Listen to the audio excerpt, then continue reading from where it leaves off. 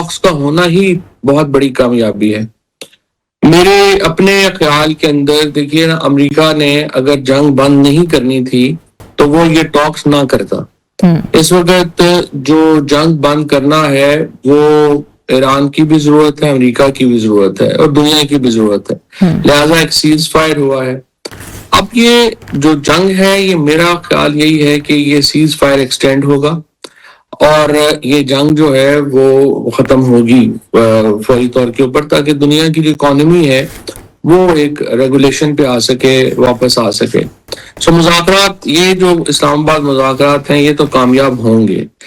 لیکن پرابلم جو ہے وہ اب جو اصل پرابلم آگے آئے گا اور پاکستان کو اس میں بھی اپنا کردار ادا کرنا ہوگا، وہ جی سی سی اور ایران کی تلخیاں ہیں، لڑائیاں ہیں. یہ امریکہ ایران کی لڑائی تو بند ہو جائے گی، یہ جی سی سی اور ایران کی جو جنگ ہے یا جو لڑائی ہے وہ بند ہونا آسان نہیں ہے. اگرچہ ابھی بھی جس طرح سے حملے ہوئے جی سی سی کے ممالک کے اوپر، خصوصاً سعودی عربیہ نے بڑے ریسٹرین کا مظاہرہ کیا، اور جو ہماری کور کمانڈرز کانفرنس ہوئی اس میں بھی اس کی گونج جو ہے وہ سنائی دی. تو لیکن وہ جو ان کے معاملات ہیں ایران کے اور عرب دنیا کے، وہ سنبھلنا زیادہ مشکل ہے بنسبت امریکہ کے. اور اس وقت یہ جو جنگ بندی کا معاملہ درپیش ہے، یہ اب جے ڈی وینس وہاں سے آئے ہیں آل دا وے، تو ظاہر ہے وہ مینڈیٹ لے کے آئے ہیں پریزیڈنٹ ٹرمپ سے یہ جنگ ختم کرنے کا. اور فوری سیز فائر میں مجھے نہیں لگتا کہ کوئی پرابلم ہوگا. انفارچونیٹلی اسرائیل کی خواہش ضرور ہوگی کہ یہ جنگ ختم نہ ہو، اور وہ کوشش کریں گے کہ کسی طریقے سے کوئی نہ کوئی گن ڈلتا رہے. لیکن میرا نہیں خیال کہ امریکہ انٹرسٹڈ ہے کہ یہ جنگ جو ہے یہ آگے بڑھے. فواد چودھری صاحب، یہ جنگ ویسے بھی امریکہ کی نہیں تھی، امریکہ just jumped into that war, we all have seen. یہ جنگ ویسے ہی نیتن یاہو کی جنگ ہے. آپ کو کیا لگتا ہے کہ سیز فائر کے بعد بھی کہیں نہ کہیں خلاف ورزی ہوگی؟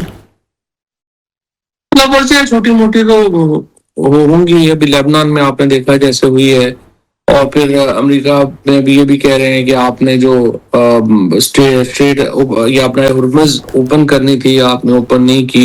یہ چھوٹی موٹی باتیں تو چلتی ہی رہیں گی، لیکن اصل بات یہی ہے کہ میرا یہ خیال ہے کہ جو مذاکرات ہوں گے اس میں سیز فائر ایکسٹینڈ تو ضرور ہو جائے گا، اور اس کے بعد جو پریزنس ہے امریکن آرمی کی مڈل ایسٹ کے اندر، اب دیکھنا ہے کہ وہ کیسے نارملائز ہوتی ہے، اس کو شاید کچھ وقت لگ جائے. اچھا، آپ نے بڑی زبردست نشاندہی کی ہے جی سی سی اور ایران کے تعلقات کے حوالے سے. آپ نے دیکھا ہے کہ پچھلے دنوں کچھ سٹیٹمنٹس بھی آ رہی تھی، یو اے میں بھی بڑا زیادہ جو ہے آپ کو پتا ہے ریزیڈنٹس کو نکالا گیا ہے، ایرانیوں کے آپ کو پتا ہے 10 ایئرز گولڈن ویزاز جو ہے معطل کر دیے گئے ہیں. آپ کو لگتا ہے یہ مزید کشیدگی بڑھے گی جی سی سی کے ساتھ کہ یہاں ریٹیلیشن نہیں ہوگا؟ یہ جو فی الحال ایک معاملہ چل رہا ہے، یہ تو مجھے نہیں لگتا کہ اتنی جلدی سیٹل ہوگا.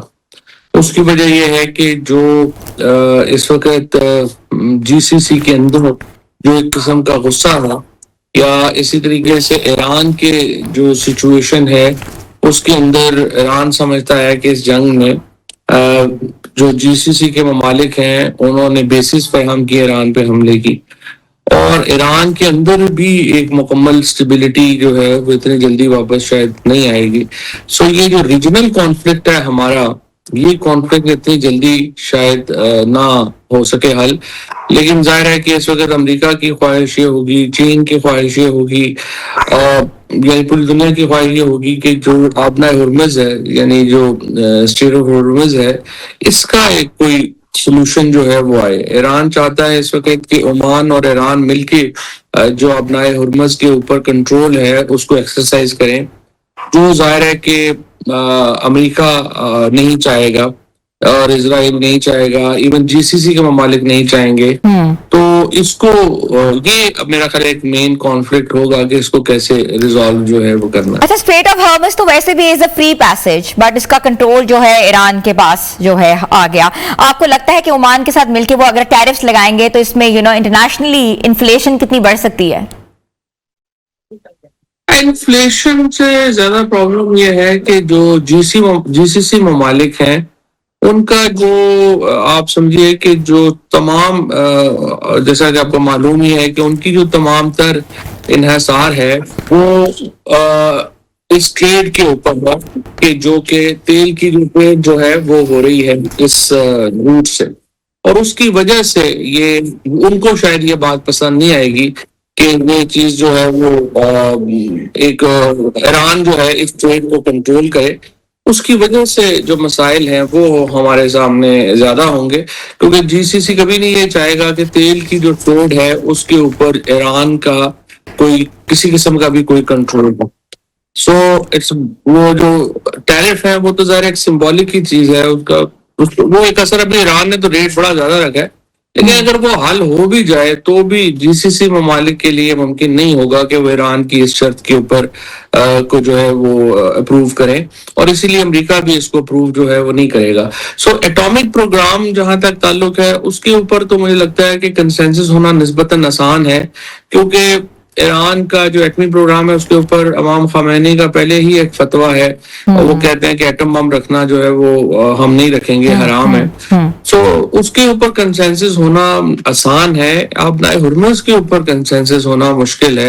ایران اس وقت چاہتا ہے کہ کوئی ہر صورت میں اس کو احساس ہی ہوگا. پھر دیکھیں نا، پرابلم یہ ہے کہ جو ریڈ سی کی اسٹریٹ ہے وہ ہوتیز کے قبضے میں ہے اور یہ اسٹیٹ ایران کے قبضے میں ہے، تو اس کا مطلب یہ ہوگا کہ دونوں اسٹیٹس جو ہیں وہ ایران کے قبضے میں چلی جائیں، جو جی سی سی کے ممالک جو ہیں وہ افورڈ نہیں کرتے.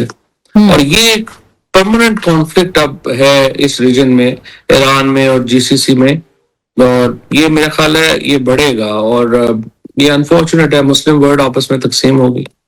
بالکل ایسا ہی ہے. اچھا، ایک تو دورہ آپ کو پتا ہے کہ یہ جو میڈیٹ ہو رہی ہیں U S Iran talks, that is like highly anticipated. دوسری طرف اگر ہم بات کریں تو برطانیہ کے جو وزیر اعظم ہے کیئر سٹارمر کا جو ہے خلیجی ممالک کا دورہ جو ہے وہ بھی کتنی اہمیت کا حامل رکھتا ہے، کیونکہ وہ فوراً جو ہے وہ یو اے ای اور اس کے ساتھ ساتھ محمد بن سلمان سے ملنے کے لیے پہنچ گئے ہیں. جو یورپ ہے اس نے اپنی پوزیشن کافی اپنے آپ کو یہ سمجھیے کہ پہلی دفعہ سیکنڈ ورلڈ وار کے بعد یہ ہوا ہے کہ یورپ اور امریکہ کے درمیان ایک اتنی بڑی خلیج پیدا ہوئی ہے. جب سیکنڈ ورلڈ وار ختم ہوئی تھی تو ایک ایکارڈ ہوا تھا جس کے بعد لٹرلی جو پورے یورپ کی ڈیفنس کی ذمہ داری ہے وہ امریکہ کے پاس تھی، اور نیٹو فارم ہوئی، اور دنیا جو ہے وہ ایک بالکل نئے فیز میں چلی گئی سیکنڈ ورلڈ وار کے خاتمے کے بعد، جس کے میں امریکہ جو تھا وہ ایک بہت بڑی طاقت بن کے ابھرا. اسپیشلی یورپ اور امریکہ کی جو پارٹنرشپ تھی وہ ہی دنیا کی کو کنٹرول کرتی تھی. اب یہ جو لڑائی ہوئی ہے اس کے نتیجے میں پہلی بار یورپ نے امریکہ کے فیصلے سے اختلاف کیا، اور زیادہ تر جو یورپین ممالک ہیں وہ پریزیڈنٹ ٹرمپ سے فاصلے پہ کھڑے نظر آئے. اور اس کی ایک وجوہات بھی تھیں، پریزیڈنٹ ٹرمپ نے بھی کافی ان کو جو ہے وہ آئی وڈ سے کہ یہ یوکرین کے معاملے سے ہی وہ ہوئے تھے، اور یورپ میں کوئی پریزیڈنٹ ٹرمپ بہت پاپولر رہ نہیں گئے اور ہیں بھی نہیں. اور بہت جو قریبی جو یو کے ہے وہ آپ کو معلوم ہے کہ کلیدی جو ایک الائے ہے امریکہ کا اس ریجن میں. لیکن سٹارمر کا جو بیان آیا جس میں انہوں نے کہا کہ ہم اپنے اڈے نہیں دیں گے امریکہ کو،